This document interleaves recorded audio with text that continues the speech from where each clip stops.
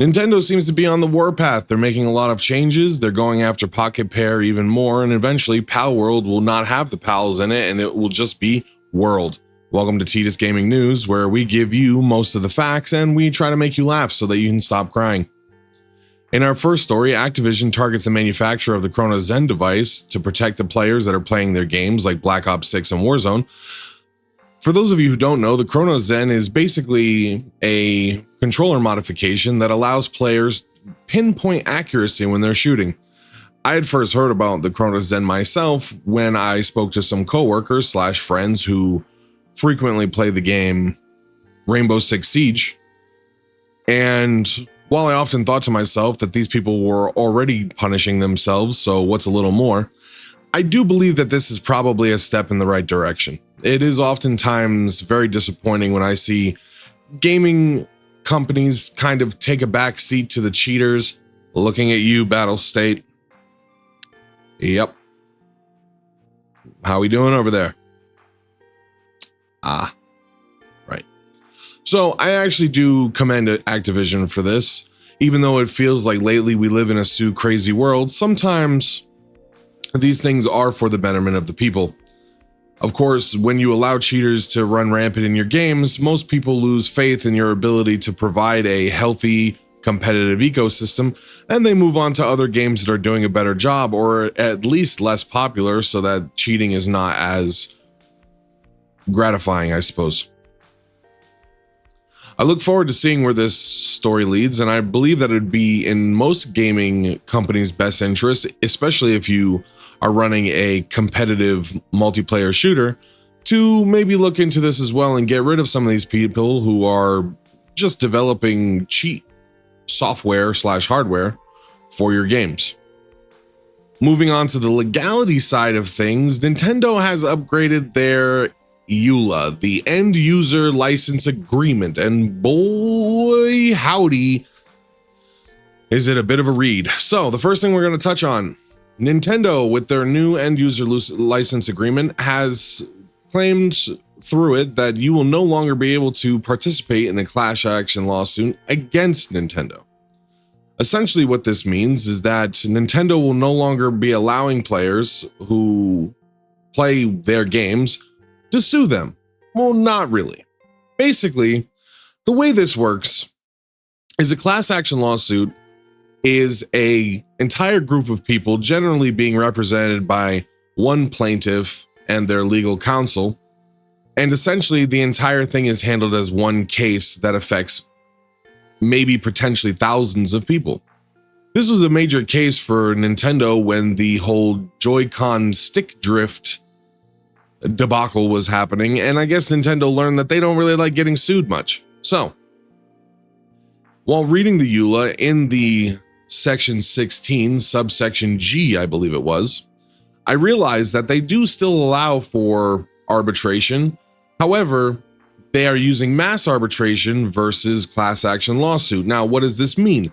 This means that in a class action lawsuit, and as I had stated before, thousands of people can get together, create one case, and basically in court, it is treated as a singular case.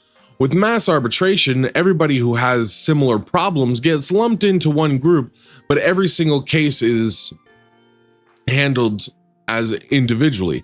This means two people can pretty much have the same case, but courts could find different rulings on either of the cases. The big point for me, however, is that because it is a mass arbitration and not a class action lawsuit, it falls in line with the other things that they outlined in section 16 of their end user license agreement, where basically they said that if you ever seek any legal, thing with Nintendo, if you're ever looking to sue them or anything like that, everything has to be done behind closed doors. That's right. None of this information, if you or Nintendo decide to sue each other, none of it can come to light of day and would all be classified as confidential information. A smaller note that people aren't really talking about, but I also found quite interesting, was that in order to follow the steps of the end user license agreement, before you even reach arbitration, it is expected that every single Nintendo user, if they have a problem with Nintendo, will try to fix the problem privately. Now, I'm not 100% sure what that means, but what it seems like to me is that this is another way for Nintendo to throw out people's cases, because perhaps this would allow them to make a stronger argument that if you either A, didn't seek to resolve these problems behind closed doors, or B, if the resolution wasn't to your liking, and they could potentially spin it as you being unreasonable. There is also a subsection where if you were to sue Nintendo and you were being unreasonable, that you could then have to pay all of the legal fees that are associated with that case. Now, realistically, Nintendo also would have to do such, but I really would have to ask myself how many times I think Nintendo is going to be found being unreasonable when suing people. For most of us, I think when I showed that they had sued that Colombian supermarket chain or those individuals in Thailand, that would seem unreasonable, but the courts didn't seem to find so. And even though they lost their case, it did go to arbitration and was eventually meted out. So that's a bit of a drag, not gonna lie, because basically Nintendo is kind of trying to make sure that if nothing else, you can sue them, but they'll never get the bad publicity for it. Now, some of these talks do also come down to whether or not a court finds things reasonable. There are certain scenarios where no matter what you sign, whether it be an end user license agreement for Nintendo or for Disney or for anybody else, there's certain things that you simply cannot sign away. We learned this when in a previous year, when Disney tried to have a court case thrown out when a husband tragically lost his wife to a food allergy. One of the reasons why Disney wanted to throw the case out is because they stated that because the couple had signed up for Disney Plus prior to entering the theme park, that they had signed away in a clause somewhere inside the end user license agreement that they would not be able to sue Disney for wrongful death at their parks. Thankfully, a court said, get the fuck out of here with that bullshit. And the case ended up being settled out of court anyway for probably a decent sum. Now I wonder if Nintendo is also starting to move in that direction where they make it very hard for you to sue them. And if you do sue them, there's no publicity. And if you ever even so much as speak about it on something like Twitter, you could have your entire case thrown out. We'll have to wait and see how this actually plays out in real life, but the unfortunate part is I think for most people, we're not going to see a lot of Nintendo's wrongdoings in the future because all of this, even the mass arbitrations, are going to be handled as individuals on a case-by-case basis, and under no circumstance will they ever be anything more than confidential material. Sticking with Nintendo, oh boy, moving on from there, they are suing Pocketpair again. You can't keep getting away with it! You can't keep getting away with it! And this is for a completely different thing as I understand it, because as while the copyright laws that they were trying to go after Pocketpair for did not seem to hold up, the patents that they have seem to have some legal ramifications. So, as some of you may know, Nintendo recently was awarded a patent in the US based off of another patent, and even though this patent is coming after the release of Palworld, Nintendo is still using it and capable of using it as grounds for a retroactive legal suit. Now, many people were confused by this, myself included, because one, I didn't even know that you could make a patent of something else that already exists. But two, I didn't know that you could then retroactively sue somebody even though their product came before your patent. But as it was explained to me in this article by GamePray, this is completely legal. And there is a reason why this court proceeding is not happening in Japan, but the US, and that's because in the US, we have different patent laws, baby. That's right. Because of the way our patent laws work, we have things called divisional and parent patent structure, something like that. Basically, not to go too deep in the weeds, and if you'd like to read any of the articles of the things I've spoken about, all of them will be in the description below. Essentially, how this works is because Nintendo owned a patent from previous years, 2023, I believe, that roughly covered a game mechanic very similar to the gliding mechanic that we see in Palworld. After Palworld was released, Nintendo was able to open up a divisional patent. What this is this is a patent tied to another patent that you already own, which allows you to then further patent more specific mechanics. Let me put it this way. If I design a patent for a scooter, and when I give that patent, the wheels are a certain size, and then my competitor comes out with a scooter and their wheels are a different size, I can then file for a patent where I patent the wheel sizes of my scooter. And then once I'm awarded that patent, I can go and sue the goddamn pants off of the other guy who made his wheels bigger. And that's essentially what this is. Nintendo had owned a patent from 2021 through 2023, a series of patents where they patent different game mechanics that had somewhat specific wording, but were still very vague in terms of interacting with mounted characters. One of them, they decided to make a divisional patent where they made it more streamlined, or they focused in on the idea of using a monster, Pokemon in their case, but PAL even would suffice for the way this patent is worded, as a glider. That's right. So basically, Nintendo, because they owned a patent for a very particular game mechanic, but the wording was vague enough, they were able to watch what Palworld did and then patent that gliding mechanic and then sue Pocketpair for the privilege.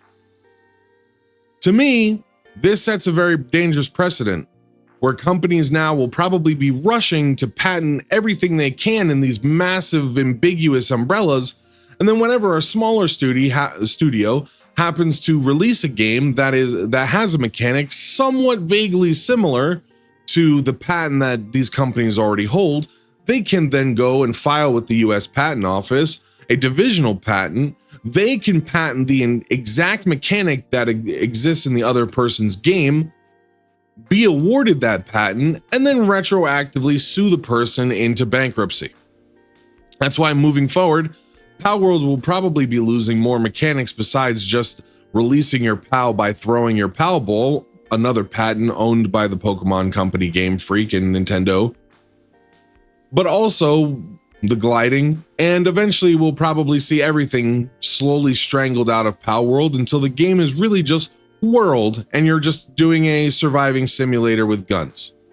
It is, again, a very unfortunate, very, very scary precedent being set, because while many of us like to believe in a perfect world, patents would exist to allow smaller people to protect their inventions, realistically what we see is time and time again, smaller people create inventions, larger people find out about them, patent it, and then sue the inventor.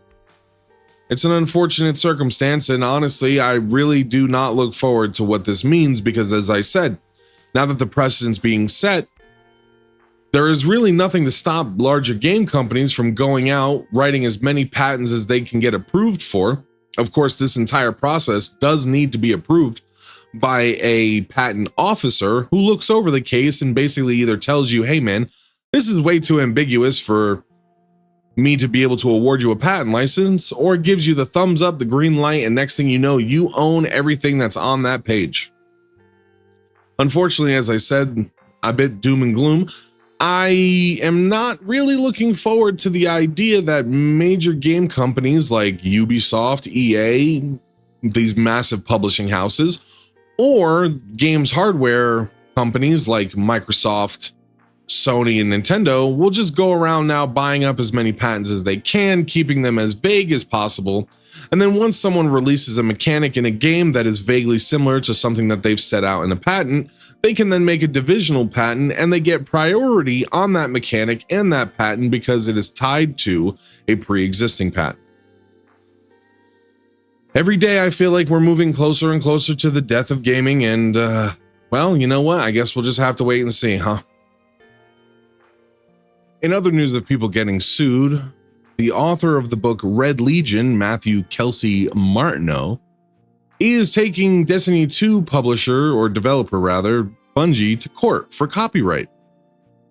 Martineau claims that his book, Red Legion, published on WordPress between the years of 2013 and 2014, was directly ripped off by Destiny 2's expansion for their game in 2017, the Red War, or Red War. Hang up. Corporate needs you to find the differences between this picture and this picture. Intel has told us there are at least 7. Okay, I already see one. Give them. Okay. They're the same picture. Now, I'll be honest, I don't follow a lot of Destiny 2. I played the original game and then kind of moved on from it. But I did read some of the pages of the official, I guess, court documents that were publicized. Again, I'll have a link to those in the comments below if you want to go look at them. Basically, Martineau says, my guys' names are Red Legion, your bad guys' names are Red Legion. I have a floating city, you have a floating city. I use warhounds, you use warhounds. And of course, Martineau believes that he's the only person to have ever invented Rome in space, and so is now going after Destiny 2. Now, realistically, I am being a bit facetious because as you read through the documents, there are quite a few cases that perfectly line up in the story between the two that maybe perhaps do give some credence to what he is saying. There is also an article I read that said prior to the Red War being released for Destiny 2, that the release date had been pushed back by some time as developer Bungie began cutting things and adding new things to the expansion. This has led to some internet sleuths deciding that the reason that the expansion was pushed back was because it had come to their light that they were pretty much ripping off Martineau's work, and they decided to cut out the most egregious things. Now, to be fair, having an arrogant alien invader underestimate the plucky rebel, or the fact that the arrogant invader rebel or the arrogant invader alien guy is, you know, he's arrogant and he's out to prove himself, and his mentor is a grizzled old veteran outcast guy. These are nothing new in sci-fi, but to me, as I read through more of this this legal publication of the court documents that were submitted for the case, it definitely started to look like a bit of a death by thousand cuts, where one or two things lining up, okay, these are coincidence, as they say. First time it happens, happenstance. Second time, coincidence. And third time is hostile action. So because so many of these things line up, even though what this really tells me is that both of their stories are kind of bland and uninspired, it does seem like maybe there is a bit of meat behind this allegation. Now, also, Bungie did not do a great job with their opening defense, as they essentially told the judge, hey, we've vaulted all of this content and our players are no longer able to get their hands on it, but we believe that the context of the story is important. So here's 70 wiki fandom page articles explaining in great detail why our story is different, along with 3 different YouTube compilations that point out our story and our cutscenes. To which the judge promptly looked at it and said, get this goddamn nerd shit out of here. This is a legal court proceeding, not some sci-fi dweeb's wet dream.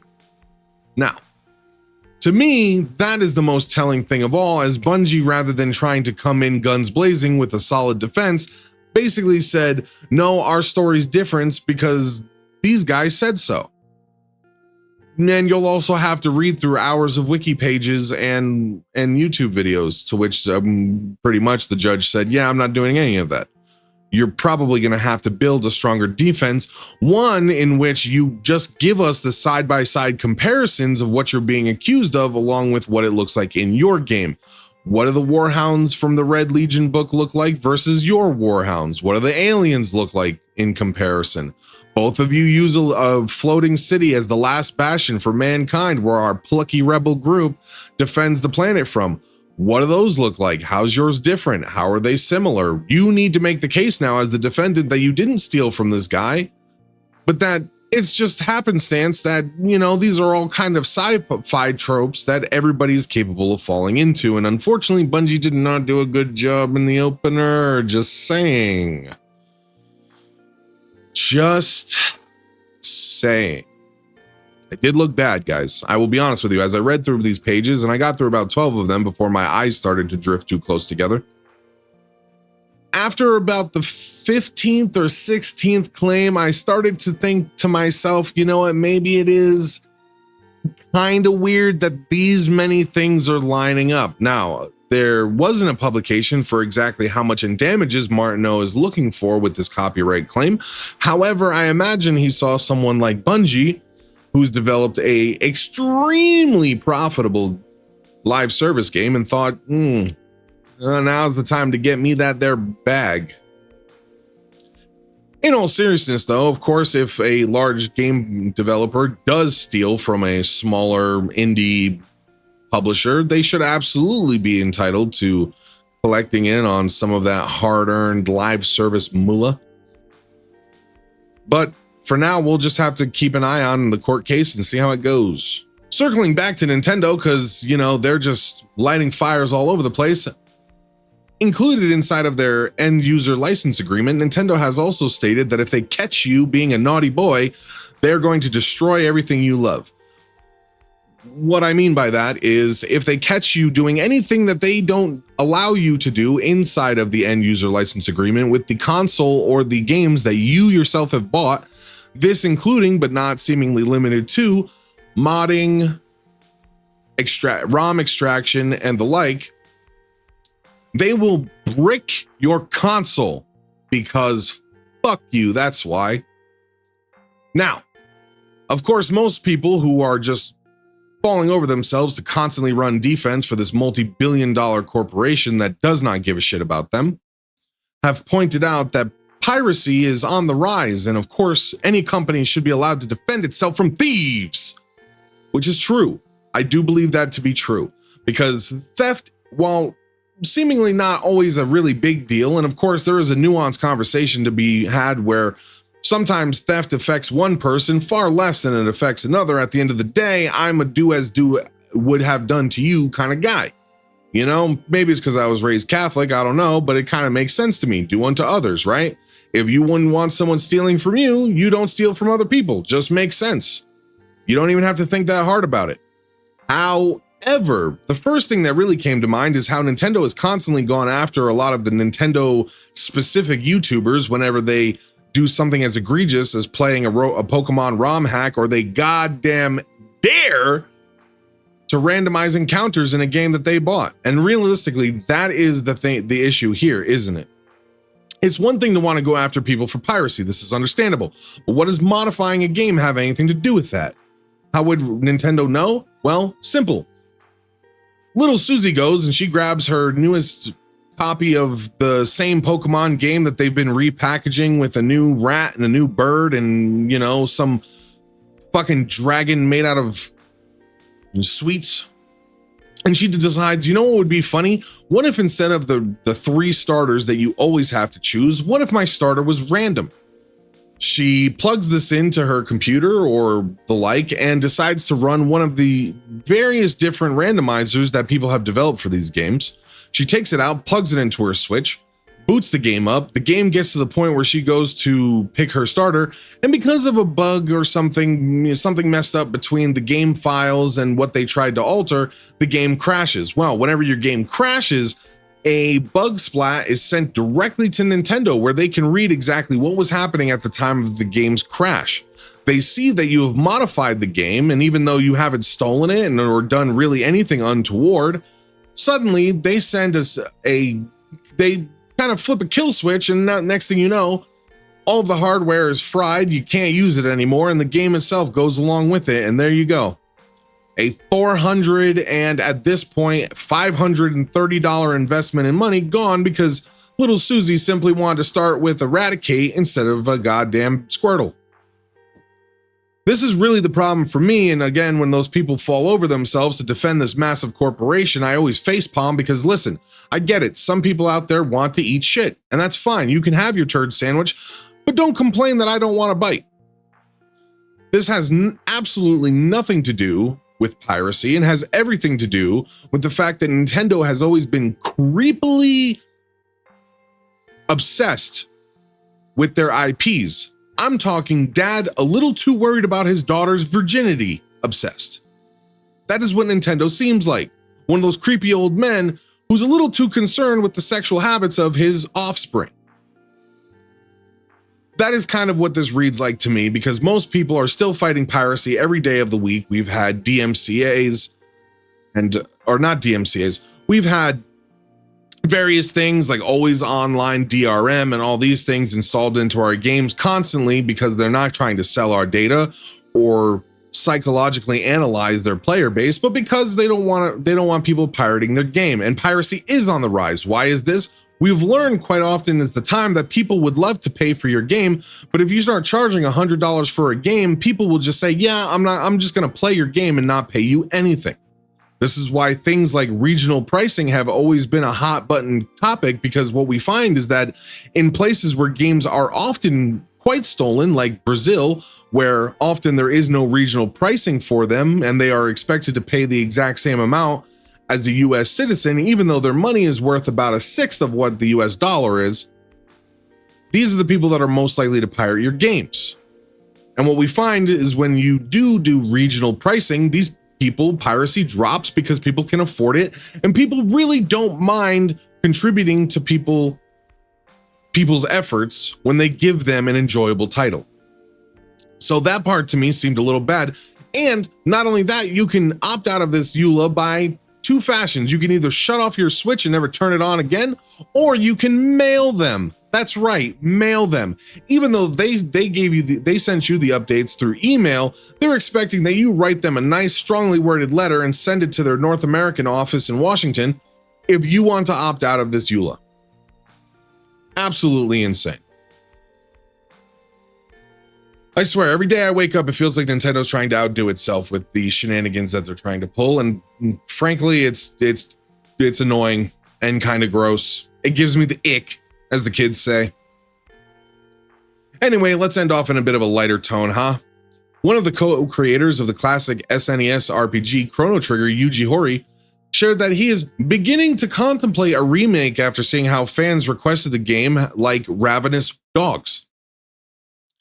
His statement comes after a rumor of Chrono Trigger, after a Chrono Trigger remake circulated on social media following a convention in Naples where he was at. Now, Chrono Trigger was obviously never slated for a remake, and of course, this is just a bit of a hype piece. However, as someone who grew up playing Chrono Trigger, even though I missed it after it was launched in 1995, it would be interesting to see what the new vision for the game would be. I wonder to myself, would they do something like Final Fantasy, where when they remade 7, they remade it with what Square considers modern sensibilities, getting rid of the turn-based combat for a more stylized hack and slash with vague kind of parentage in the slow turn-based combat system? Or would they go something like Expedition 33 and keep it turn-based but make it look really, really nice, something in the vein of a Oblivion remaster? Personally, for me, I think I would like the latter, but realistically, the game was so much fun and I really loved the story, the character design, and all the other stuff that I think I would probably just buy and play it regardless of what they came out with. This is good. Aside from remakes, and as Asmongold has said before, this is the year of remakes. It's very easy. This is a known quantity. It's safe. Companies can take a game that now, for me, as a generational gaming boomer, games that came out 20, 30 years ago, which I guess are now the new retro, and re-release them with modern sensibilities, modern graphics, and allow a new generation of gamers to experience the things that we got to experience as kids. Not only is it kind of a good idea, but it's an excellent marketing technique because you get to cash in on that old nostalgia drug that just keeps giving, while most of us old people try to recapture our youths and, run out to buy this game, while newer gamers have something new and they can kind of, get a snapshot into the zeitgeist that was gaming in the 90s or the early 2000s. So that's all for the news today, guys. I hope you enjoyed. If you did, leave a comment below, like and subscribe, all that fancy YouTube stuff. It really helps me with the channel. It lets me know that you guys are feeling this stuff. And until next time, I've been Titus, and I will see you then.